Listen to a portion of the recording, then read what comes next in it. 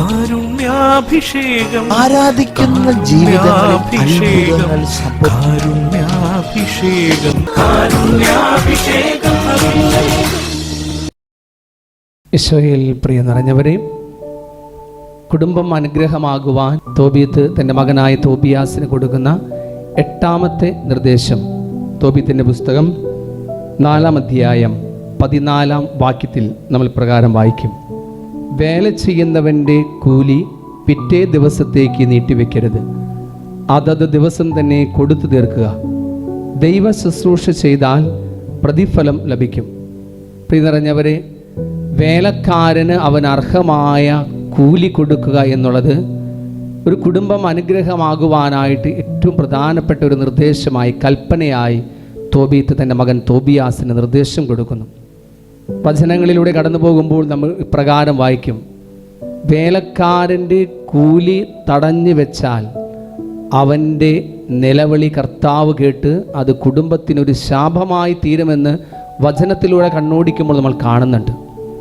ചെയ്യുന്ന ജോലിയുടെ കൂലി, അർഹതപ്പെട്ട കൂലി അവന് കൊടുക്കുക എന്നുള്ളത് നമ്മുടെ എല്ലാം ഭവനം അനുഗ്രഹീതമാകുവാൻ നമ്മെ സഹായിക്കുന്ന ഘടകങ്ങളാണ്.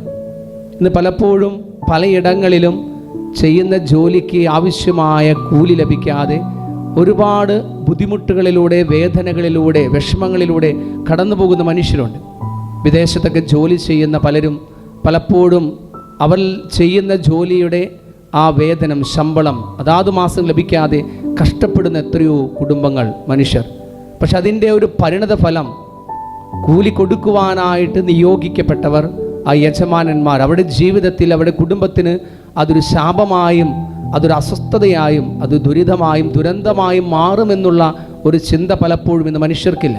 പ്രിയ നിറഞ്ഞവരെ, നമ്മുടെ കുടുംബം, ക്രൈസ്തവ കുടുംബങ്ങൾ അനുഗ്രഹമാകുവാനായിട്ട് ഈ ഒരു നിർദ്ദേശത്തെ നമ്മുടെ ഹൃദയത്തിലേക്ക് നമുക്ക് സ്വീകരിക്കാം. നമ്മുടെ കുടുംബത്തിൽ, നമ്മുടെ ഭവനത്തിൽ, നമ്മുടെ ഭൂമിയിൽ ജോലി ചെയ്യുന്ന, വേല ചെയ്യുന്ന ദാസർക്ക്, കൂലിക്കാർക്ക് അവർ കൃത്യമായ വേതനവും അവർ കൃത്യമായ ശമ്പളവും ഒക്കെ കൊടുത്ത് അതുവഴി നമ്മുടെ കുടുംബങ്ങളും അനുഗ്രഹമാകുവാൻ, നമ്മുടെ സംരംഭങ്ങളും നമ്മുടെ ബിസിനസ്സുകളും എല്ലാം അത് കൂടുതൽ പുരോഗതിയിലേക്ക്, നന്മയിലേക്ക്, കൃപയിലേക്ക് അത് ഉയർത്തുമെന്നുള്ള ആഴമേറിയൊരു ബോധ്യവും വിശ്വാസവും നമ്മിലുണ്ടാകട്ടെ. ഒരു നിമിഷം ദിവികാനീശോയുടെ സന്നിധിയിൽ പൂർണ്ണമായി നമ്മെ തന്നെ സമർപ്പിക്കാം. പ്രത്യേകിച്ച് വേലക്കാർക്ക് കൂലി കൊടുക്കുന്നത് തടസ്സമായി നമ്മൾ പലപ്പോഴും നമ്മുടെ ജീവിതത്തിൽ കടന്നു വന്നിട്ടുണ്ടെങ്കിൽ അതിനെല്ലാം മാപ്പ് ചോദിക്കാം. കർത്താവേ, അറിയാതെ വന്നുപോയ പിഴവുകളെ, കുറവുകളെ അങ്ങ് തിരുത്തണമേ. അർഹമായ കൂലി ആ ജോലിക്കാർക്ക് കൊടുക്കുവാനും അതുവഴി ഞങ്ങളുടെ കുടുംബങ്ങൾ അനുഗ്രഹമാകുവാനുള്ള കൃപ ഞങ്ങൾക്കേവർക്കും അങ്ങ് പ്രദാനം ചെയ്യണമേ. ഈശോയെ നന്ദി, യേശുവേ സ്തുതി, യേശുവേ സ്തോത്രം, യേശുവേ മഹത്വം. Hallelujah. Thank you Jesus. Praise you Jesus. Love you Jesus. യേശുവേ നന്ദി, യേശുവേ സ്തുതി, യേശുവേ സ്തോത്രം, യേശുവേ മഹത്വം. Hallelujah, hallelujah, hallelujah. സ്നേഹനാഥനായ തമ്പുരാനി, തോബീത്ത് തൻ്റെ മകൻ തോബിയാസിന് കൊടുക്കുന്ന കൽപ്പനകളും നിർദ്ദേശങ്ങളും ഞങ്ങളുടെ ജീവിതത്തിൽ അനുവർത്തിച്ചുകൊണ്ട് ഞങ്ങളുടെ കുടുംബങ്ങളെല്ലാം തന്നെ അനുഗ്രഹമായി തീരുവാൻ, കർത്താവിന്റെ കൃപയ്ക്ക് പാത്രീഭൂതരാകുവാനുള്ള കൃപ ഞങ്ങൾക്ക് ഏവർക്കും അങ്ങ് നൽകിയാണ്. Thank you Jesus. Praise you Jesus. Love you Jesus. യേശുവേ നന്ദി, യേശുവേ സ്തുതി, യേശുവേ സ്തോത്രം, യേശുവേ മഹത്വം.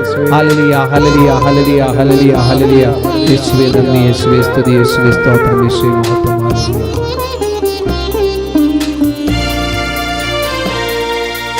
ഞാൻ തീർത്ത മൂന്നാണി നിന്നെ ബന്ധിച്ചപ്പോൾ നിണം വാർന്നു ദാഹിച്ചു കേണ നേരം.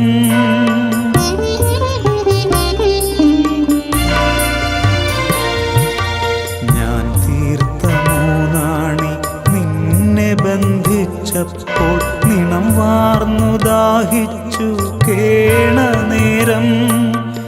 എല്ലാം മറന്നെൻ്റെ നന്ദി മറന്നു ഞാൻ ഏകനായാനന്ദം തേടി ദൂരെ. എല്ലാം മറന്നെൻ്റെ നന്ദി മറന്നു ഞാൻ ഏകനായാനന്ദം തേടി. പരിശുദ്ധ പരമ ദിവ്യ കാരുണ്യത്തിന് എന്നേരവും ആരാധനയും സ്തുതിയും പുകഴ്ചയും ഉണ്ടായിരിക്കട്ടെ. പരിശുദ്ധ പരമ ദിവ്യ കാരുണ്യത്തിന് എന്നേരവും ആരാധനയും സ്തുതിയും പുകഴ്ചയും ഉണ്ടായിരിക്കട്ടെ. നിത്യസ്തുതിക്ക് യോഗ്യമായ പരിശുദ്ധ പരമ ദിവ്യ കാരുണ്യത്തിന് എന്നേരവും ആരാധനയും സ്തുതിയും പുകഴ്ചയും ഉണ്ടായിരിക്കട്ടെ.